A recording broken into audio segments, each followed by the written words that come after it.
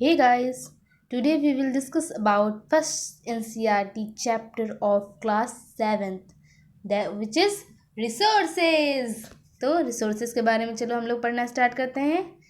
तो इसमें पहले एक हमें स्टोरी दी होती है, जैसे कि सभी एनसीईआरटी बुक्स में दी गई है, तो इसमें भी एक स्टोरी से हमें समझना है।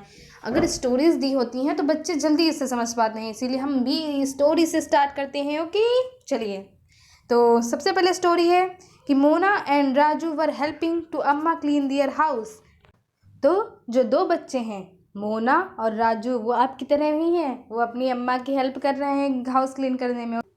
तो ये दोनों बच्चे क्या कर रहे हैं, कामचोर नहीं है आपकी तरह, ये दोनों बच्चे अपनी अम्मा की हेल्प कर रहे हैं हाउस क्लीन करने में। तो जब हाउस क्लीन कर रहे हैं तो उस टाइम उन लोगों ने क्या देखा, look at all these things, उन्होंने चीज़ों को देखा। क्या क्या देखा, क्लोथ्स देखे, यूटेंसिल देखी, फूड ग्रेन्स देखे, कॉम्स देखे, दिस बॉटल ऑफ हनी। तो भैया जब उन्होंने ये सब देखा तो मोना क्या कह रही है, मोना कह रही है कि ये सब तो रिसोर्सेज हैं, इन सभी चीज़ों का कोई ना कोई यूज़ है। तो अम्मा कह रही है कि that is why they are important, इन सभी चीज़ों का कोई ना कोई यूज़ है, इसीलिए ये क्या है, रिसोर्सेज हैं। तो राजू अब पूछने लगा, राजू को कन्फ्यूज़न हो गया।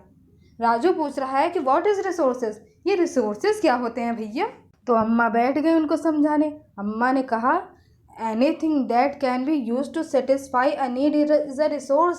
तो कोई भी ऐसी चीज़ जो आपकी ज़रूरत को सेटिस्फाई करती है वो क्या है, रिसोर्स है। कोई भी ऐसी चीज़ जो आपकी नीड को सेटिस्फाई करती है वो रिसोर्स है।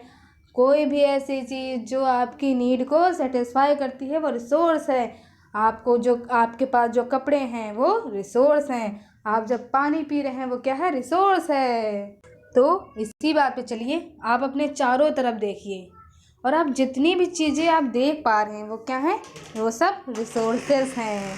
The water you drink when you are thirsty, the electricity you use in your house, the rickshaw you use to get home from school, the textbook you use to study, all of our resources। आप अपने चारों जितनी भी चीज़ें देख पा रहे हैं जो आपके यूज़ के हैं वो सब क्या हैं, रिसोर्स हैं। समझ में आया बच्चों? आई थिंक आप कोई कन्फ्यूज़न नहीं है। तो चलिए अब आगे बढ़ते हैं। Your father has prepared a tasty snacks for you. तो आपके पप्पा ने आपके लिए टेस्टी स्नैक्स बनाया है। किससे बनाया है, फ्रेश वेजिटेबल से बनाया है। तो वो फ्रेश वेजिटेबल वाला स्नैक जाइए भैया खाइए, वो भी क्या है, वो भी एक रिसोर्स है। ओके ओके आगे बढ़ते हैं। Water, electricity, rickshaw, vegetable and textbook have something in common. इन सारी चीज़ों में क्या कॉमन है, ये सारी चीज़ें हम यूज़ कर रहे हैं, इनकी कोई ना कोई यूटिलिटी है। तो they all have been use by you so they have utility. तो ये जितनी भी सारी चीज़ें हैं इनकी कोई ना कोई यूटिलिटी है, और यूटिलिटी या यूजबिलिटी एक ऑब्जेक्ट या सब्सटेंस को रिसोर्स बनाती है, बनाती है, बनाती है।